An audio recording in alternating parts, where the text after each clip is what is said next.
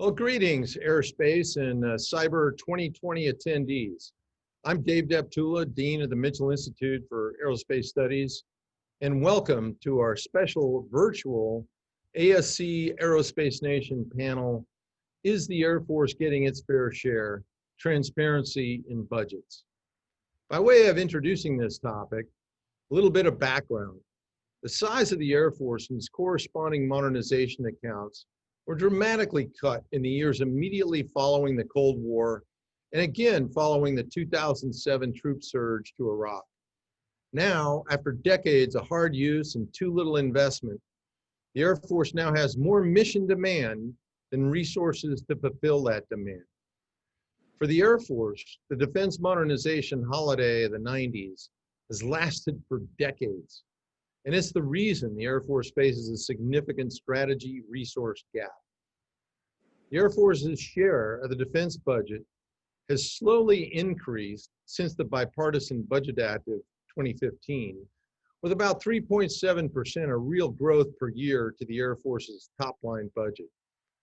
This modest increase has helped the Air Force address some of its most critical readiness problems, but it has not placed it on a stable trajectory toward fielding a modernized future force that will meet the priorities of the national defense strategy. Building the Air Force our nation needs requires the administration and Congress to work together to increase the service's annual budget. Absent a commitment, the Air Force we need will remain out of reach. Addressing this head-on, a myth persists that the Air Force is funded equally with the other services at about 1/3 of the budget. However, the Department of Defense only allocates 20% or 1/5 of the budget to actual Air Force capabilities. This excludes pass-through funding for programs that the service does not control, mostly national intelligence-related programs. And we'll hear a little bit more about that shortly. Complicating this picture is the creation of the United States Space Force, which is responsible for yet another budget that falls under the Air Force's budget authority, but none of it goes to modernization of Air Force air power. If we honestly and accurately look at budget trends, the nation has dramatically underfunded the Air Force, especially compared to the other services.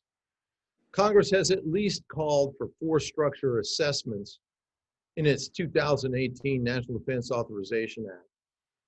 That assessment concluded that the Air Force must grow its capacity to 386 operational squadrons from the 312 that we have today, just to meet the current national security requirements. So the Air Force is operating at about a 24% deficit to the needs of the national defense strategy, and this situation cannot be corrected without increased resources being allocated to the Air Force. Now, I'd like to extend a very special and a warm welcome to U.S. Congressman Don Bacon, former Chief of Staff of the Air Force, General Buzz Moseley, and Mr. Richard McConn, who's the chairman of the NDIA, to discuss this serious situation. Just a little bit of background on each, for those of you who may be really, really young. General Mike Buzz Moseley is a command pilot with more than 3,000 hours and trainers in the F-15. He served as our 18th Chief of Staff of the Air Force, foresaw the great power competition that we're experiencing today, and is an untiring advocate for Air Force modernization and recapitalization to meet that challenge. Congressman Don Bacon represents Nebraska's 2nd District and serves on the House Armed Services Committee. Prior to his election to Congress, Don served 30 years in the Air Force, retiring with the rank of Brigadier General in 2014. Mr. Dick McConn is chairman of the board of the National Defense Industrial Association. The NDIA works to drive strategic dialogue and national security by identifying key issues and leveraging the knowledge and experience of its military, government, industry, and academic members. So thank you all for being here today for this very important discussion. What I'd like to do is first extend the opportunity for General Moseley to address Air Force modernization challenges and offer a remedy for our aging inventory and recapitalization needs. Representative Bacon will then present his perspectives on the subject, shedding light on the 20% of the Air Force budget that goes to the intelligence community. And then to wrap it up, Mr. McConn will then provide his insights and observations from his position as the chairman of the NDIA. So thank you, gentlemen, for your insights on this topic. And over to you, Chief Moseley. Well, General Deptula, thank you. It's a pleasure and an honor to be here with you again, and also with Congressman Bacon and Mr. McConn. So thank you for the opportunity to talk a little bit about our beloved Air Force and perhaps some prescriptions that we can discuss, and perhaps, if not change some minds, at least illuminate some of the challenges.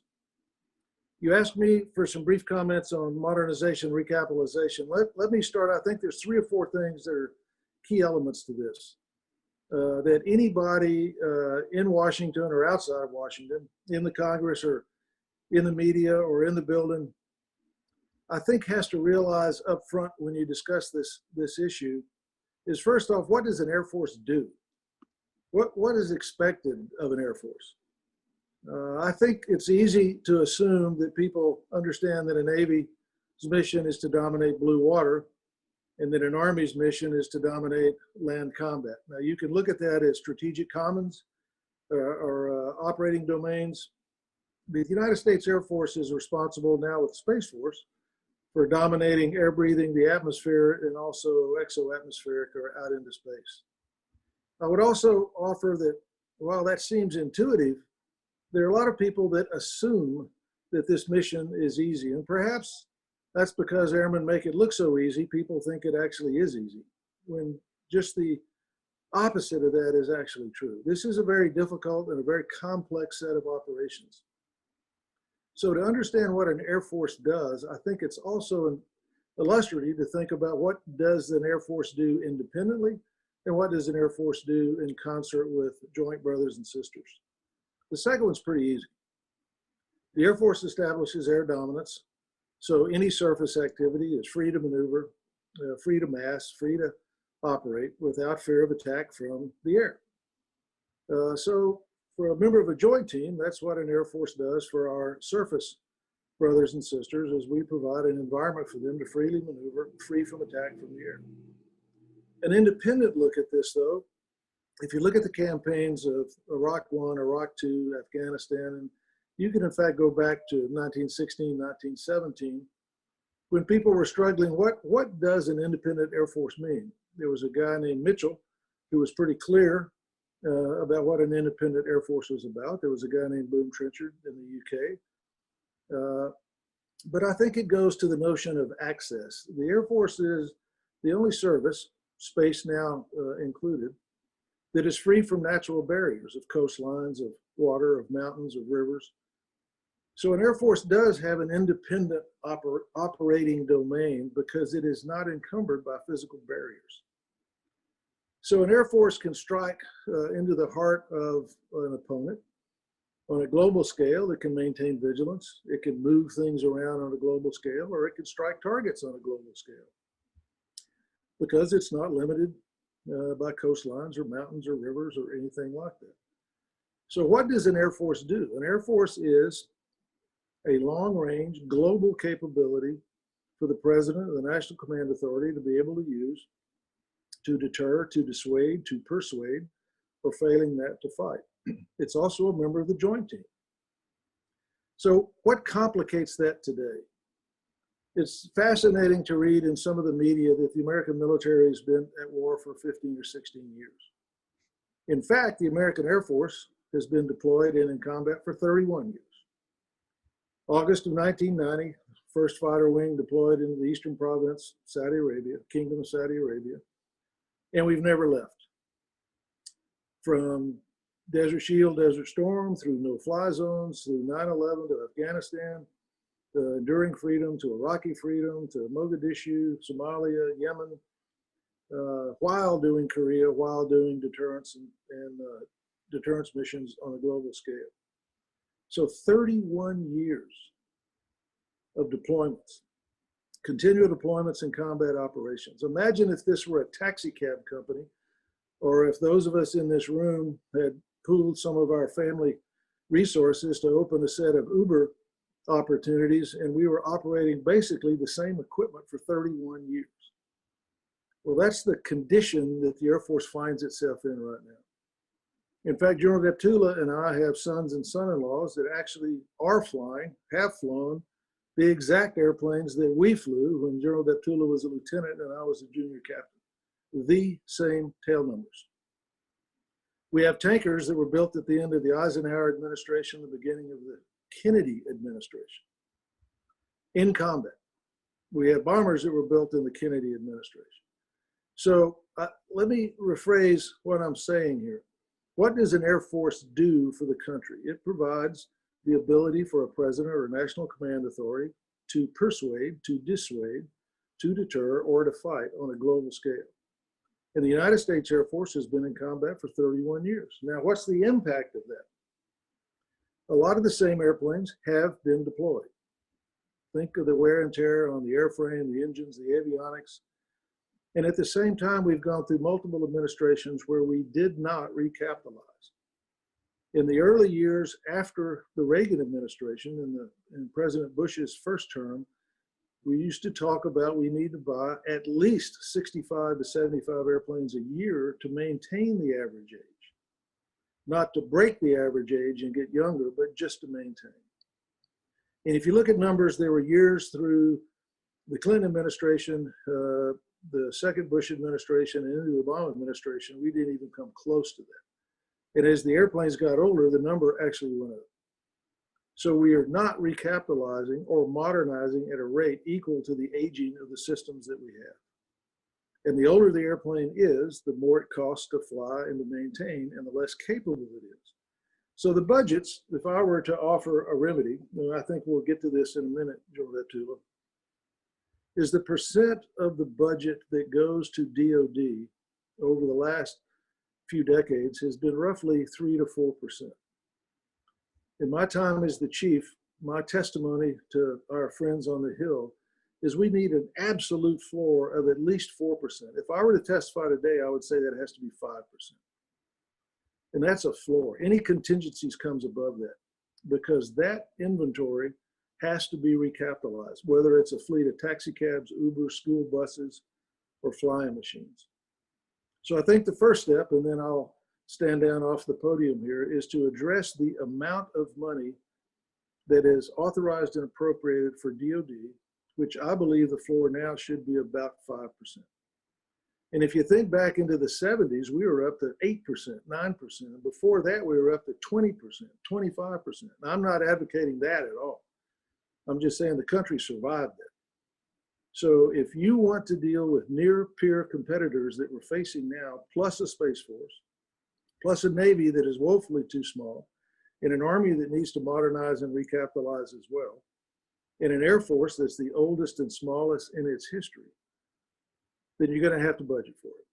You're going to have to pay for it. The tooth fairy is not going to come with a magic wand and make all that happen. You're going to have to physically lay out the dollars to recapitalize and modernize. So General Deptula, with that, I'll stand by. Very good. Thanks very much, Chief. Over to you, Congressman Bacon. Well, first of all, I just want to say thanks to General Moseley, our great chief, for his words, and he's absolutely right. We are spending at near an all-time low when it comes to our share of our GDP towards defense. It's not the lowest, but it's near that all-time low, and a lot of folks do not realize that. I just want to take a moment to thank General Deptula. He's been a great friend when I started on the Air Staff and now my current role. And I want to thank Mr. McConn for his advocacy for our military and the Air Force. And I go back to General Moseley, though. You know, his concerns when he was the chief, worrying about near-peer competitors, he was extraordinarily prescient. And I think as we look back, he was telling the truth. And today we are looking at the reality that he was laying out a decade and a half ago. So I thank him for that. What I want to focus on today is the pass-through budget, because this gets to part of the reasons why the Air Force is being underfunded. When I talk to my peers in Congress, most of them would say, Don, we're dividing up the budget by thirds. And so a third's going to the Air Force, third Navy, third Army. So there's an even proportion there, goes to DoD, and that's the way it should be. And I think that's wrong on two different levels. First of all, the current budget is obscured because of the pass-through budget. So for everyone, just to lay it all on the table, the Air Force budget's around $207 billion. There's a $43 billion pass-through budget for all of DoD that goes through the services. $38 billion is through the Air Force. So in other words, the Air Force is paying 88% of the pass-through budget that's going to various agencies out there that we won't talk about here. So you take that budget the Air Force has, you have to subtract $38 billion. Not a penny of that is actually going to the Air Force. But yet, most people in Congress don't realize that. It's really, very few people have that notion. And they would just say, yeah, a third of it's going to the Air Force. And I think if we're going to budget accurately and develop the right priorities, the decision makers, the folks who are voting on the budget, need to have a good realization that it's not a third. You got to take that 207 billion, subtract 38 billion. And I would just say very few people realize it. Now, I would also share, I don't necessarily think that it's got to be a third, a third, a third. You know, we want to have a strategy, and we want to fund towards a strategy. And I could make a great case that the Air Force can hit any target, anywhere, at any time, and can bring more lethality within short order than any other service. And so the funding shouldn't just be directed by a third, a third, a third. It should be based on a strategy, based on lethality, based on the needs that we have. But to make those decisions, you got to know what we're actually spending. And today, that fact is obscured to most because of this pass-through budget. So I submitted a bill, HR 6229, the Air Force Budget Transparency Act, and it would direct DoD to break out that funding and put it under, another way I would recommend, under OSD. Now here's the concern. I hear from various folks, Don, we don't want to talk about what's in that $43 billion. But we don't have to. We can just take that $43 billion, group it together, move it to OSD. We don't have to talk about subparts and where all that money's going. But what it would do is it would allow the decision makers to know exactly what is going to the Air Force, what is exactly going to the Army, and what's exactly going to the Navy. And frankly, it puts us in ground truth so that we can make the right decisions. And I think that's what we need, is that transparency and just honesty, not only to the Congress, to the servicemen and women, but also to the citizens of our country. I think it's better to be very clear where our money is going. There's a second issue here, is that DoD spent a lot of time working on efficiencies in the fourth estate. Where can we make some smart cuts? And there's an $88 billion budget that goes to the fourth estate. Roughly 5% has been reduced through OSD oversight, and they're putting that money where it needs to go. The issue here is, though, that the pass-through spending had not been looked at. I think we should put that pass-through funding right there in OSD so it gets the same oversight and the same scrutiny as everything else does in our DoD. So on two different levels, we need to have this pass-through money separated so we have clarity and transparency in where the money's going with our services, but also the money where the pass-through money's going, it needs to be looked at in OSD as well for oversight, just to make sure we're spending our money the way it needs to be spent and be looked at like the fourth estate has already been done. So by doing this, we can better determine what are the priorities of the services, where do we need to adjust money, and I would echo General Moseley's case that the Air Force is woefully funded. I think by having this clarity and this transparency, the Air Force can make a better case that it needs to have a higher priority for some of the funding. So with that, I yield back using terms of Congress. Well, thanks very much, Mr. Congressman. Very much appreciate your perspective and all that you're trying to do to induce some common sense and transparency, as you say, into the Department of Defense budgeting process. So with that, let's turn it over to Mr. Dick McConn, Chairman of NDIA. Dick?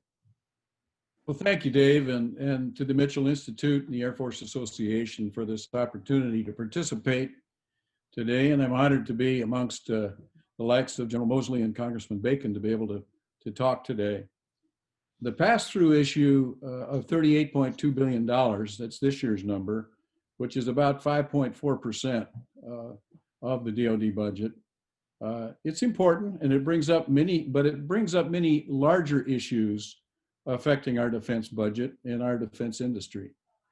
And those issues include, and some have been referred to already, transparency, allocation of priorities, service rivalry for budget share, retirement of legacy systems, and how we get jointness in the future.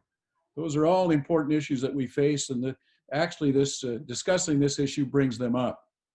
As the chairman of NDIA, the National Defense Industrial Association, we represent over 1,700 defense companies, universities, and national laboratories, all of whom are greatly affected by the defense budgets and their allocations. We face some daunting questions right now, such as a reduced defense budget. Number two, how to preserve our industrial base and supply chain.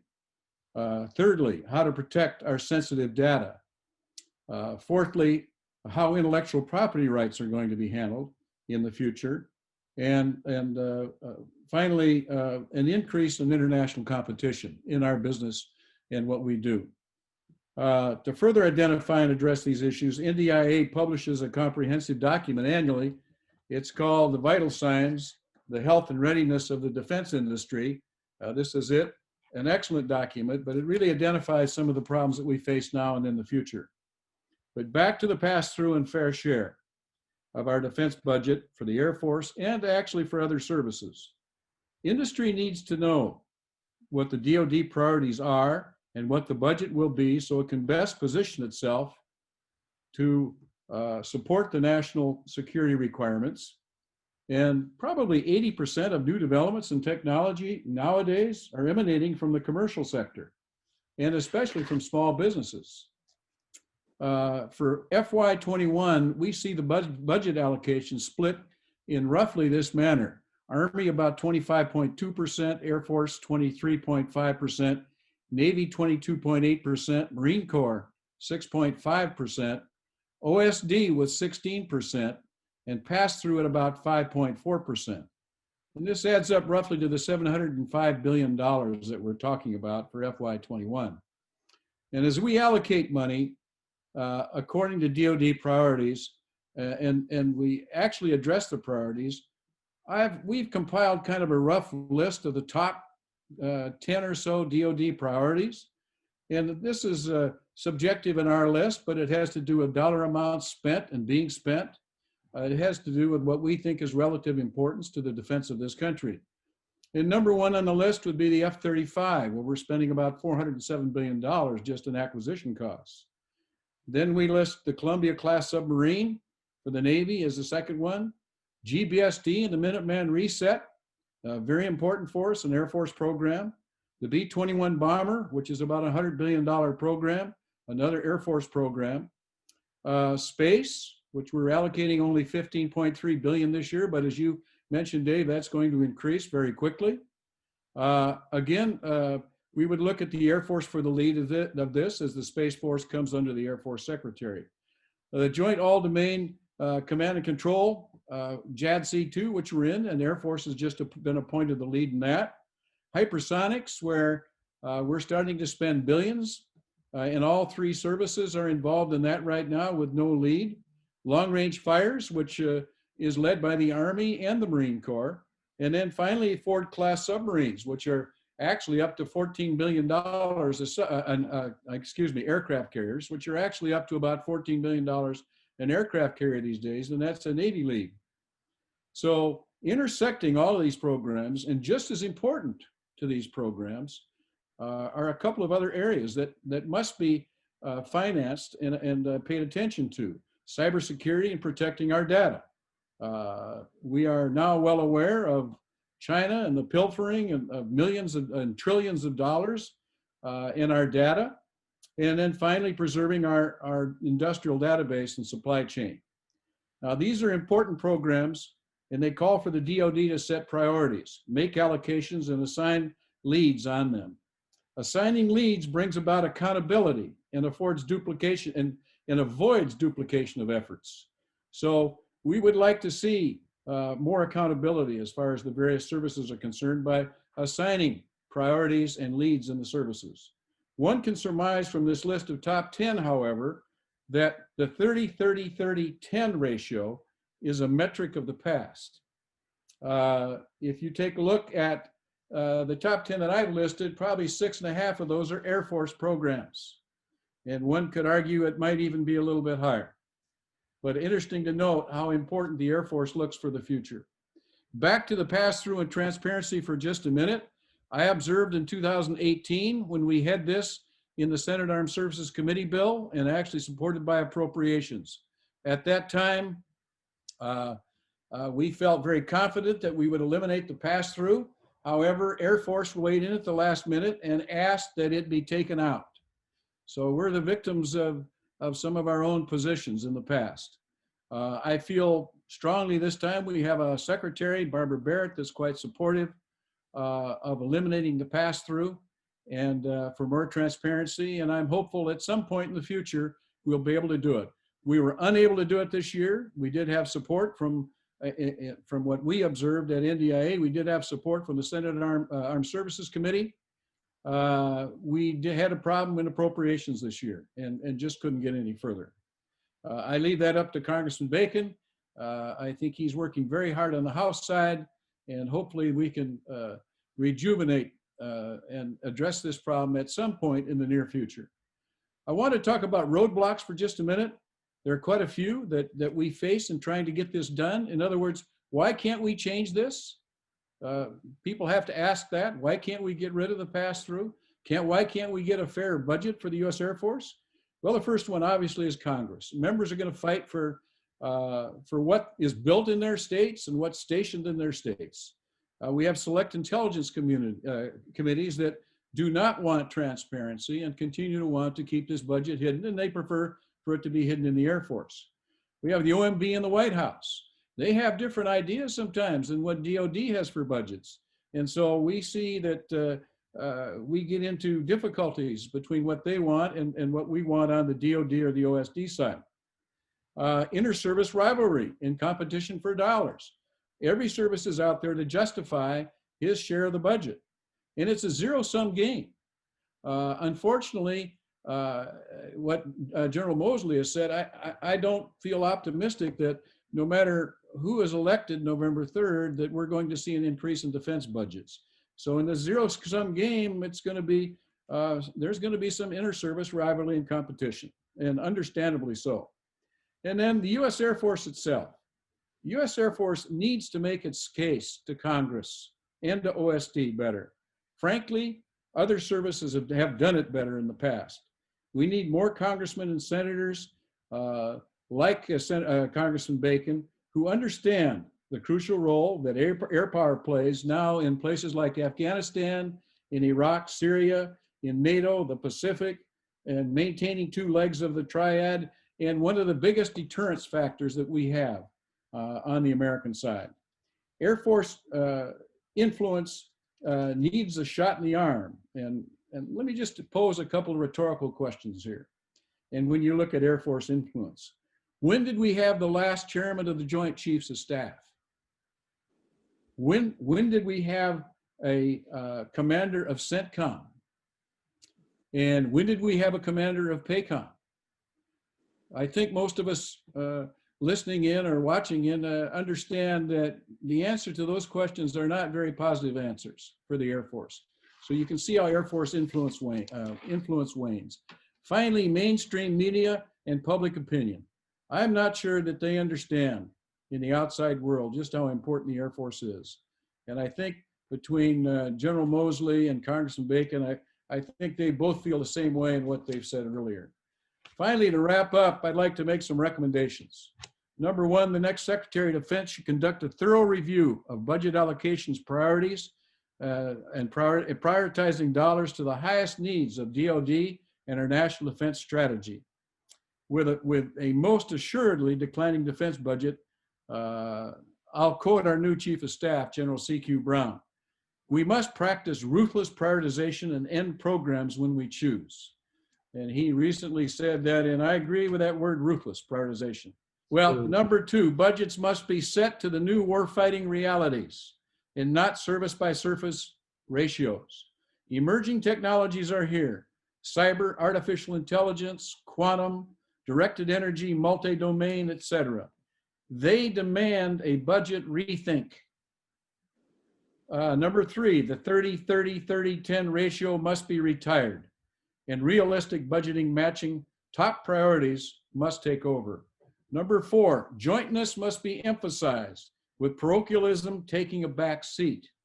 Let me commend our last chief, Dave Goldfein, for his unswerving and hard work to achieve jointness. Number 5, transparency of spending and metrics needs to improve.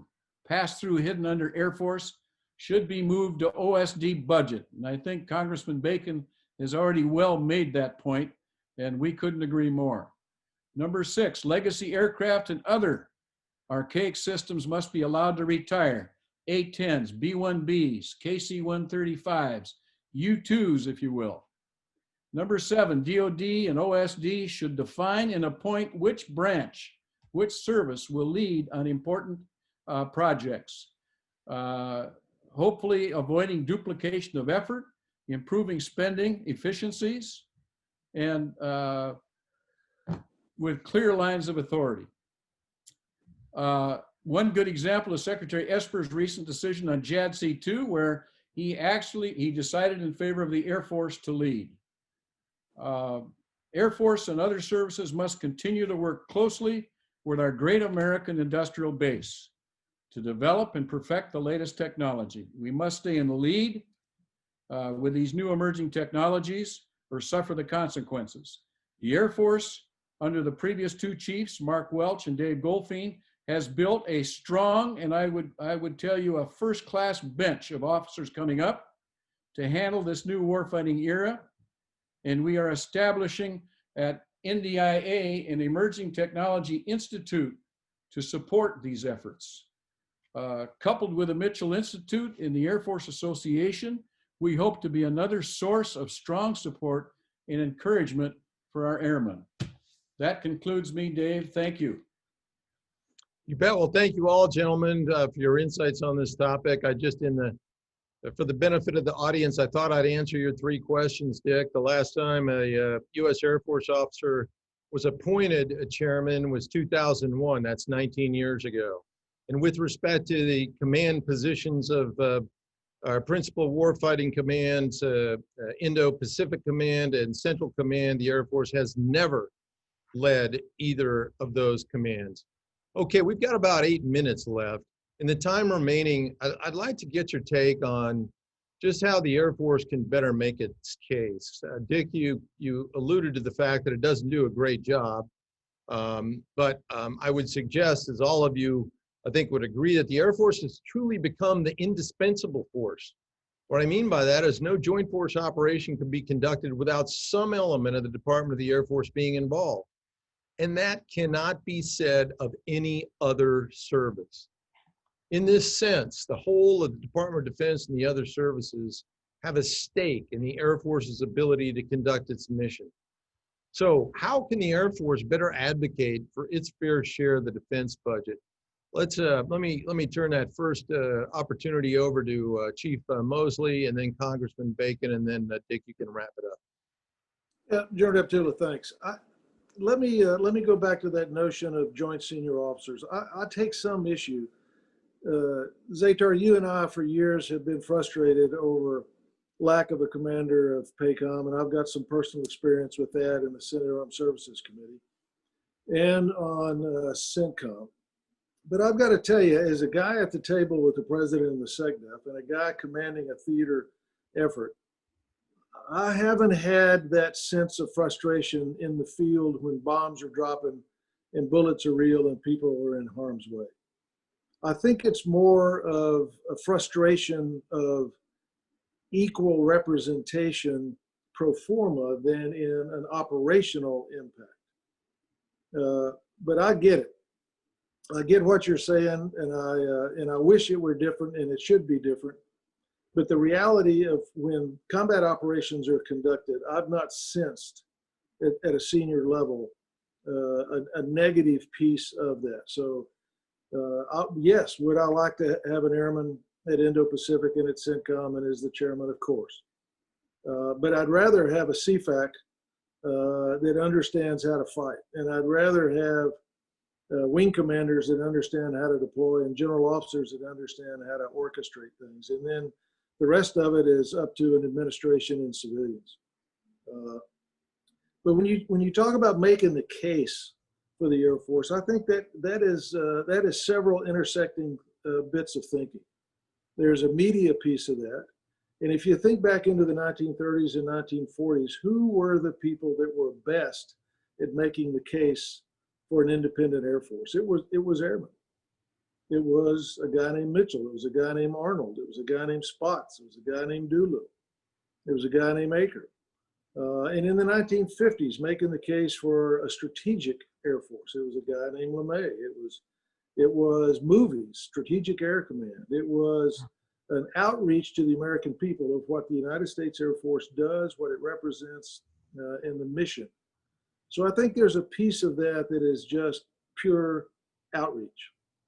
I think there's an educational piece on the Hill.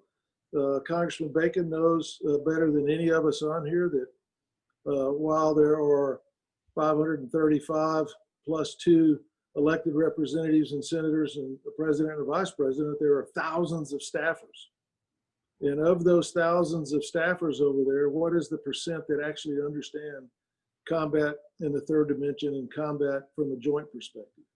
So it's also Air Force Association's possible outreach to the staff, just like from the legislative liaison world, which we would do. The Mitchell Institute does, the AFA does, and it's also with industry. You know, I would hand the ball over to Mr. McConn, because when the Navy builds a ship, they get multiple year funding from the shipbuilding account. Where is that account for a $1 trillion F-35 program? Where is that account for a new bomber? Where is that account for the next generation air dominance fighter? If you're going to build a carrier that costs $14 billion and you're going to do it over an extended period of time and industry supports a shipbuilding account, where's the equivalent for an aerospace account? Especially when you throw space into that and you throw the nuclear modernization piece into that and you throw this new preparatory fielding of systems for a new start. So I think the Air Force should be more aggressive. I think the Air Force should have much more aggressive outreach through the media, through activities on the Hill, but also you've got to be aggressive in the building. I mean, you've got to show up every day knowing what an Air Force does and what an Air Force contributes and how to play in a joint world and how to play nicely in a joint world until you don't. And so I think there is opportunity here across the board to make the case of 31 years in combat, aging systems, obsolescence in aging systems, and the criticality of new combat systems, new fighters, new bombers, new spacecraft. And we understand very well, I think, how difficult this is, but there are folks literally out there that think this is easy because we make it look easy. I'll leave it at that. Thanks very much, Chief. We got about 1 minute each, Congressman Bacon and Dick. When I first came in about 4 years ago, the Navy had a really clear message. Half our aircraft can't fly. When you talk to the Army, they say we have 58 combat brigades, only 3 can deploy tonight or fight tonight. Then you get to the Air Force, it was a little more complicated. So to get to your point, General Deptula, I just think we have to keep it more simple when we're making our case, because we sound too technical often when I think we need that technical because you got to dig in and bore in for certain folks. But to make your case on the Hill, it's got to be a simple case. So when a Navy comes in and says, half our Navy aircraft can't fly today, boom, that's a problem. So we got to be able to come in and talk about our average age of aircraft versus what it was 5 years ago, 10 years ago. We got to talk about our lethality that we can bring that no other service brings. We get any target, anywhere, anytime. But we got B-52s that are nearing 60 years old. But we got to keep it simple. I don't know if the Air Force does it well. I think General Goldfein really turned things around in making the case for the Air Force, I believe. And we got to build on what he has done. And I think we've gone a long ways the last 4 years. Let me just close on the staffs. You know, the average staff is 2% veteran. Our staff's 35% in our office. Very proud. We got a great military liaison staff. I think the best in all of Congress. But to get to General Moseley's point, most staffs have very little background on this. So you got to keep it simple if you want to make your case. Thanks, Mr. Congressman. Over to you, Dick. Thank you, Dave. Number one, Air Force must stand up for itself and help set DoD priorities. Number two, we need to educate decision makers on Capitol Hill, in OSD, and actually in the public and the media. Number three, push for transparency of budgets. Number four, push DoD to set priorities congruent with the national defense strategy. Number five, Air Force must continue to lead with a strong bench of people that we have at the present time. Some of the new acquisition practices developed by people like Will Roper are very helpful for the future. Number six, Air Force has to work hard on jointness. And number seven, I guess I've mentioned it already. We need to get our message out to the media and to the public. Thank you, Dave. Well, we have come to the end of this special Aerospace Nation series. And gentlemen, it was truly an honor and a privilege to host you today at AFA's Virtual Aerospace and Cyber Conference. And thank you for all that you continue to do to defend our nation. And thank you all to those who turned in to watch this Mitchell Institute panel on transparency and military budgets. Please be sure to check out AFA's daily report for the latest coverage on our conference. And with that, all of you have a great aerospace power kind of day.